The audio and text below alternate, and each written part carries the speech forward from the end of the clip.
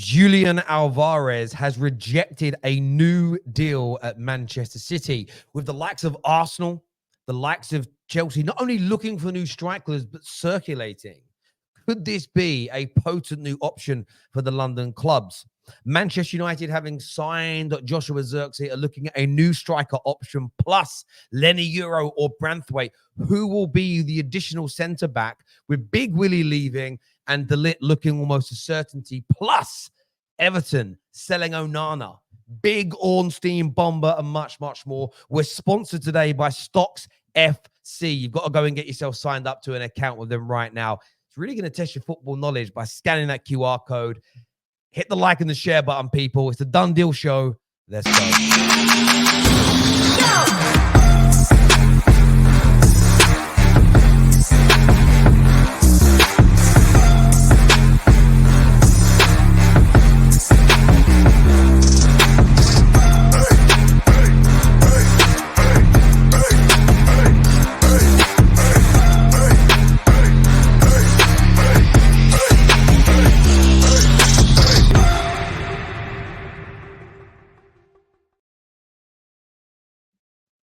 Aston Villa are very close to signing Onana from Everton for a transfer fee of 60 million euros, according to David Ornstein. Now, Onana has been a player that fans from so many top 6 Premier League clubs have been thorning after. Arsenal fans, and when I say Arsenal fans, some from each fan base before people get triggered, but some Arsenal fans, some Chelsea fans, Man United fans alike, have all at times expressed a deep desire and interest for this player.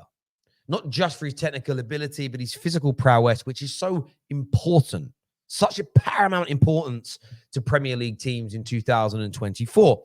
But Douglas Luiz has left Aston Villa, and it is the villains and Unai Emery that appear to be on the cusp of landing this excellent talent. So first of all, I want to get your views, your opinions, your reaction to this. And when it comes to StocksFC, is Onana a Premier League player that you are going to be purchasing stocks in over this forthcoming season? I want to get your views and opinions in the comment section below. Part of that story, though, from David Ornstein also states that Aston Villa's move for Onana all but ends any chance of Everton selling Manchester United target Branthwaite this summer. Barring a huge bid of sort of Fofana and Maguire levels, Branthwaite will stay at Everton. Now, this in itself may be a big frustration for Manchester United fans who wanted Branthwaite. I rate him highly. I'm a bit gutted that we're not going to get this deal over the line. But with the way United have operated thus far, De Ligt looks a certainty to happen from this point. Plus, we have a bid for Leny Yoro accepted.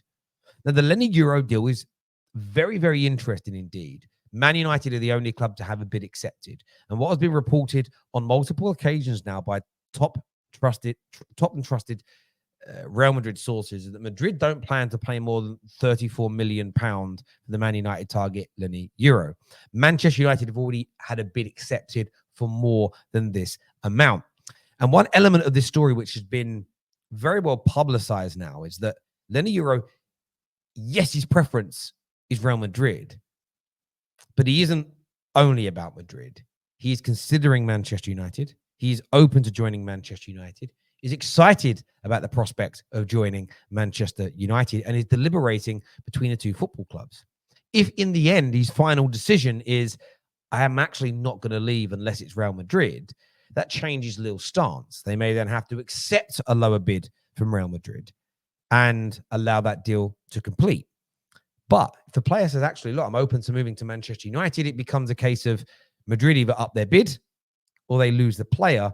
And it is as simple and as straightforward as that. So Man United have a really big chance here of landing one of the very, very, very top young, talented centre-backs in European and world football, along with De Ligt, adding that to the plethora of talent we already have in the likes of Lisandro Martinez. And then we know we've given Johnny Evans a one further year extension. You've got him and Harry Maguire that will probably remain as the sort of third, fourth and fifth choice centre-backs going into the new campaign. And if Leny Yoro and De Ligt are who Man United sign, yes, I'll be gutted to miss out on Branthwaite.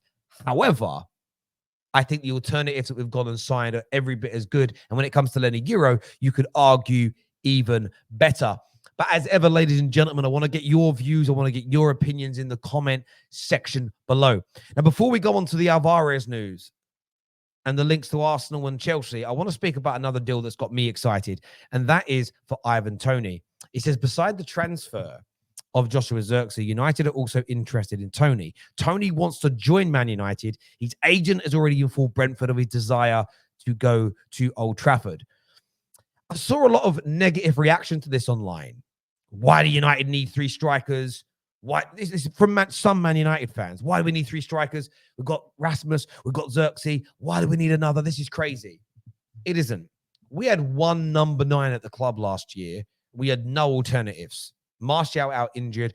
Rashford isn't particularly the best there. We had no options. 3 is a great number, especially when 3 have different profiles from one another, different skill sets, and at different stages of their career. There is an opportunity to play 2 of the 3 together at any one particular time. There are options at times to even have all 3 on the pitch if you're chasing a goal, because they are not all the same type of player. So any Man United fan worrying about the career path of Zirkzee, the career path of Rasmus, because we're looking at Ivan Toney, hang your head in shame. That competition is what's needed. We don't need any more charlatans at this club who are scared of competition, who are shrinking violets when it comes to their position in the team being threatened. We need the cream to rise to the top. We need the pressure to be on them. We need to see whether these players burst under pressure or whether we create diamonds. So I hope this Ivan Toney news is true. And again, when it comes to StocksFC, Ivan Toney is a player I will be investing in if and when he joins a top 6 club, because that man is going to make me moolah. I trust in his ability. I trust in my eye test. I trust in the stats and the facts behind this man as well. And I will be investing big on StocksFC with Ivan Toney if and when Man United get this deal done. Now, I want to move on to the deal here around Julian Alvarez. He is asked to leave Manchester City after rejecting a new 4-year contract. And I don't believe this is for any other. There's going to be conspiracy. Let me just start off on City. There's going to be conspiracy theories that this is about the trials, and loads of players are looking to leave. Edison's looking to go. KDB is looking to go. The manager might not do a new deal. City are in trouble. I think that is all becoming a bit of a conspiracy theory. And in my humble opinion, this is just about a player of high quality, whom who Manchester City believe in, but a player that feels that he should be a first-team striker. And he's currently being played out of position or his second fiddle to, and let's have this right, he's playing absolutely second fiddle to the best finisher in European football, in my opinion.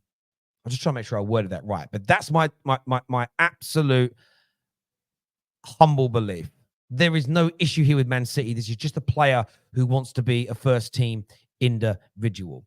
Now, Chelsea had been linked with him earlier on in the summer window about offering him a deal, offering him an opportunity to go to their football club. And I get it. And this is, again, why I've remained very much on the fence when it comes to the situation with Chelsea's transfer window and people sort of somewhat attacking it, if that makes sense. I felt for a while now that people have been a little bit over the top, maybe a little bit, exaggerated a little bit too much when it comes to their transfer window. I want to kind of get to the end of the window before I actually judge it. Julian Alvarez would be an amazing signing for Chelsea. I also think Arsenal should be looking to swoop. Now, there was a rumor that City put a clause, not a clause, but like a rule in place. They'll sell no more players to Arsenal. Some Chelsea fans say that's nonsense. Some City fans say that's nonsense. We're not scared of them. That remains to be seen whether it's true or not. Arsenal and Chelsea have to push for this individual. Arsenal and Chelsea have to try and sign him. And I would probably throw Liverpool's name into that as well. In fact, everybody, Man United are probably the only club that shouldn't try. That's because City would never sell him to us because of our rivalry. But everybody should be trying to sell him, especially Arsenal and especially Chelsea. When it comes to StocksFC, that's why I was searching for a minute ago and I wasn't looking at the screen. Listen, this man is worth investing stocks in. $1.01 per share, per stock in him right now. Almost $10,000 of rewards made on him last year. 10,000. And he didn't even start that often. Imagine what he could do at the front of the Arsenal attack. Imagine what Julian Alvarez could do. Imagine the return of investment you could get in the Chelsea or the Arsenal attack starting week in, week out. Go and check out StocksFC right now. Go check out Julian Alvarez. I think he's worth an investment. I think the Chelsea, I think the Arsenal, I think the Liverpool. You've got to look to buy him. You've got to. If he wants to leave City, the Premier League clubs cannot be allowing him to sail off onto the continent somewhere and play football in the Liga or Serie A or the Bundesliga. They've got to act. They've got to stop him. What do you think? Let me know in the comment section below. Go check out his stocks as well on StocksFC because I think it's worth $1. $1. Absolutely worth it in every single which way. Hit the like button, people. Make sure you're all subscribing. This is the Done Deal Show, and we'll see you all again very, very soon.